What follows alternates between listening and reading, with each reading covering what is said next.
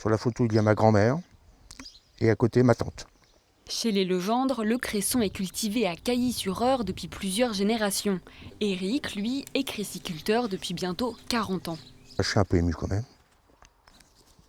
C'est mon grand-père qui m'a formé. Pendant un an, je suis resté avec lui. Il m'a appris la culture du cresson. Pour faire un bon coupeur, il faut à peu près un an. Donc, il m'a appris tout ça. Mais aujourd'hui, Éric est le dernier producteur de cresson de l'Eure. À quelques années de la retraite, il n'a pas encore trouvé de repreneur. Le métier de cressiculteur est quand même assez difficile parce qu'on travaille déjà toute l'année.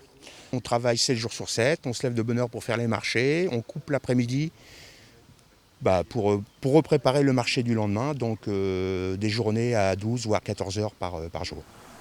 Éric Legendre fait partie des 40 derniers producteurs de cresson en France. Principalement consommée en soupe ou en salade, cette plante est connue depuis le Moyen-Âge pour ses vertus médicinales.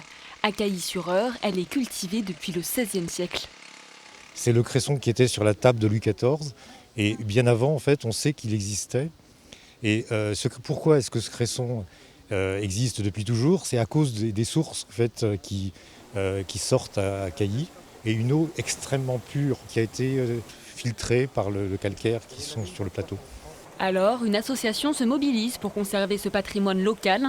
Les cressonnières abandonnées viennent d'être rachetées. Et pour les faire revivre, un partenariat avec l'école de production de Beauménil est en cours. L'ambition de ses habitants, faire de leur village de Cailly-sur-Eure la capitale du cresson.